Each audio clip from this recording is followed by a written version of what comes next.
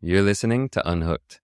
On today's episode, talking about putting an end to self-sabotage and starting to cultivate healthier coping mechanisms.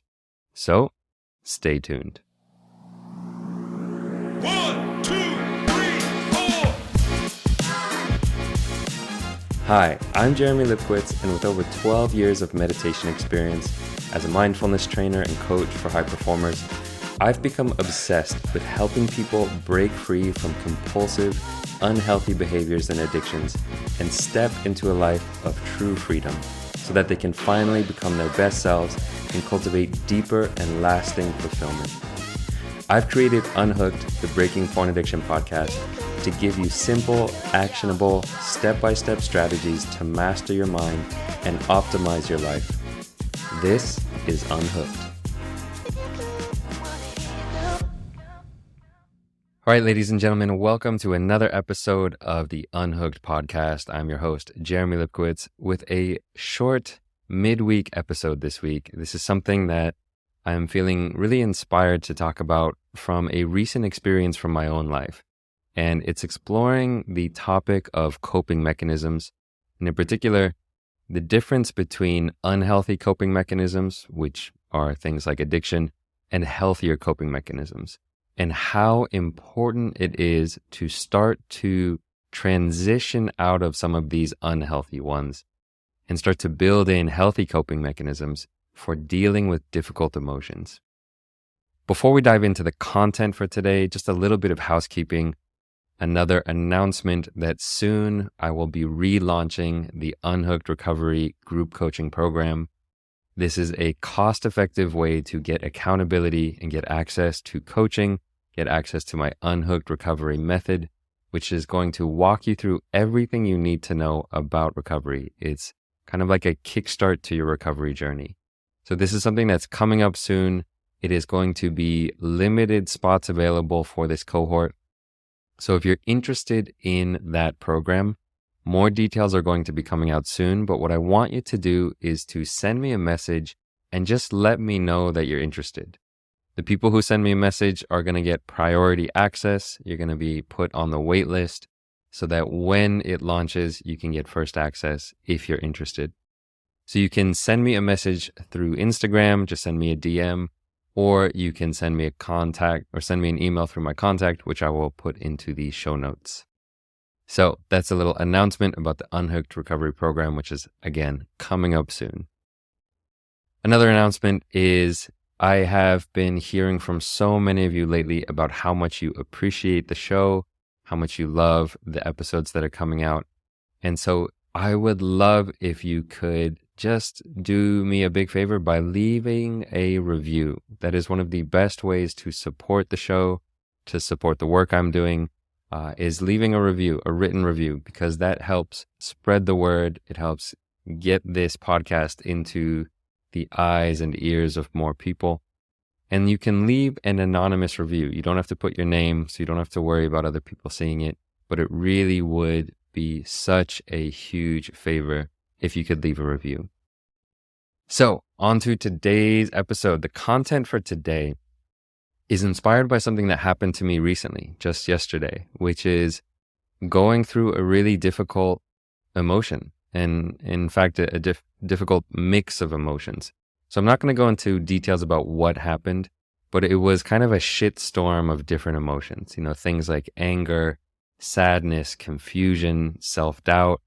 I was really lost in my head around this thing that was going on in my life, and I felt like I was being hooked by it.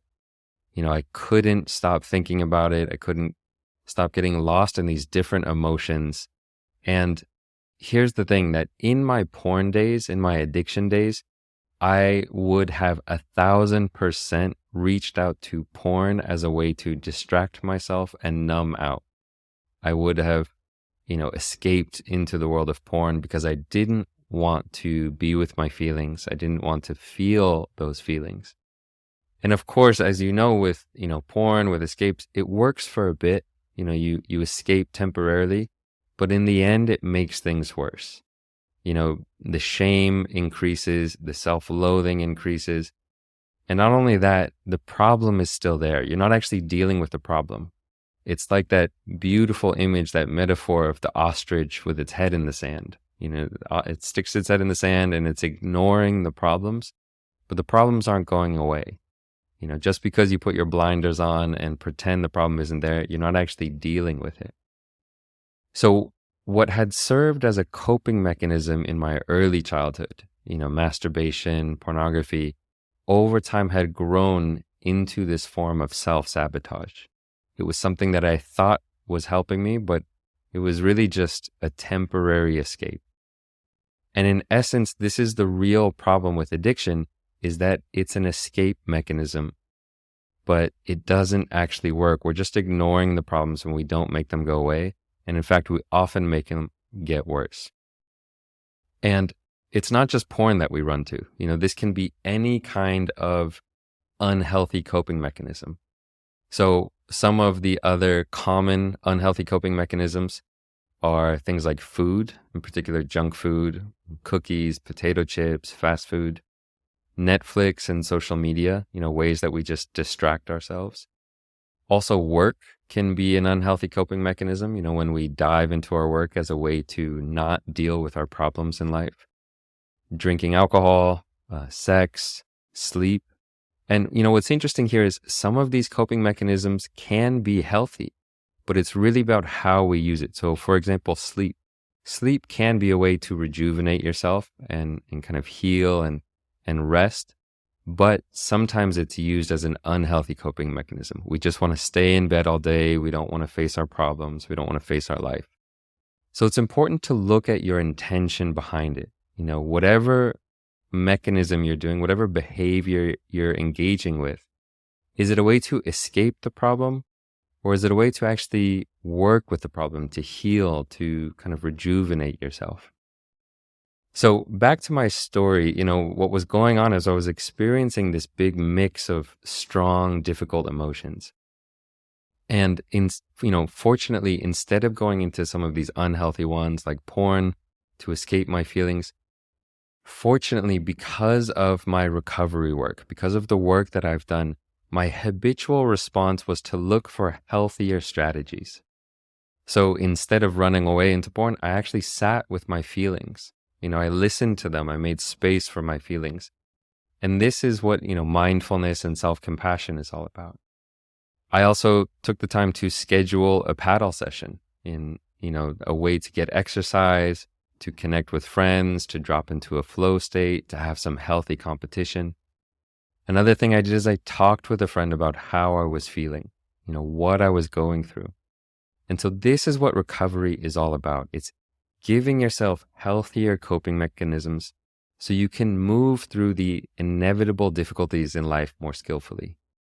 Because here's the thing, difficulties in life are going to continue to happen.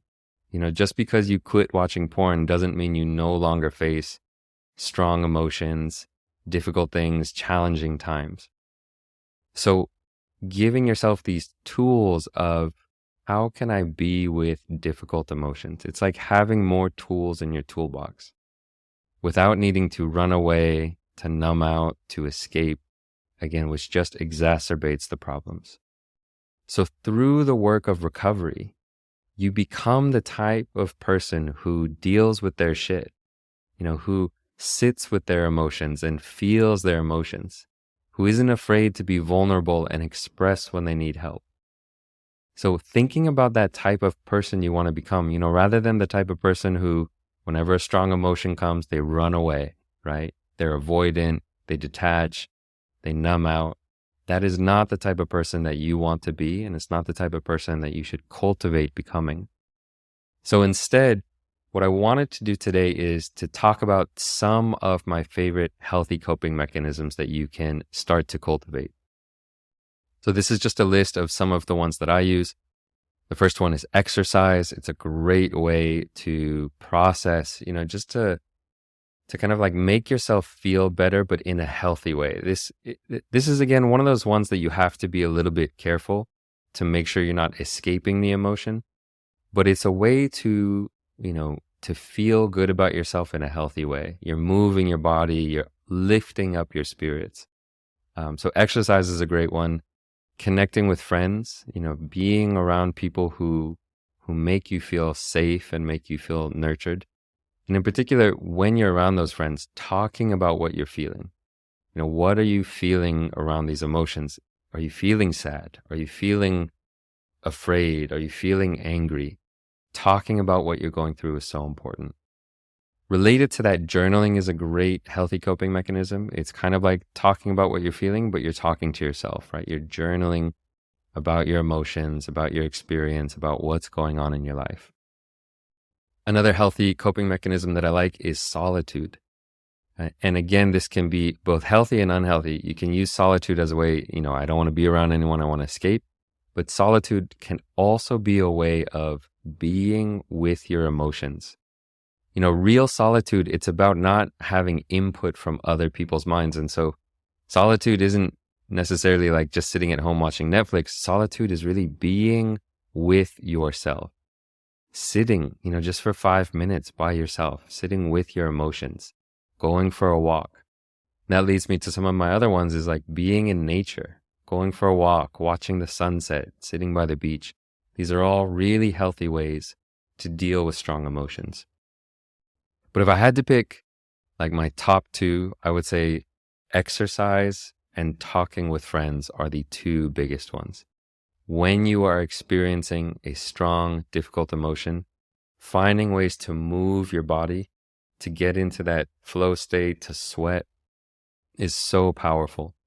And then also, kind of a complement to that, there's no substitute for being vulnerable and talking about what you're experiencing. So many times in my life when I've been dealing with something heavy and I have the ability to just express what I'm feeling, just the act of talking about it already makes it better. Knowing that you're not alone, not needing to push that down. And so for me, even right now, like talking about how I was feeling really upset, I was feeling really confused, I was feeling really sad, just expressing it, it's like lifting a weight off your shoulders. And so these, again, are some of the healthy coping mechanisms that you can do, because again, addiction is that attempt to escape difficulty. It's the running away from pain, running away from suffering, and we run into things that make us feel like we're in control, where we can numb out, right? So that's it for today. A short little mini episode on healthy coping mechanisms. I would love to hear from you as well. What are some of your healthy coping mechanisms? What helps you get through the day? Send me a message. Let me know what you think of this episode. So that is it from Bali, signing off. We'll catch you on the next episode.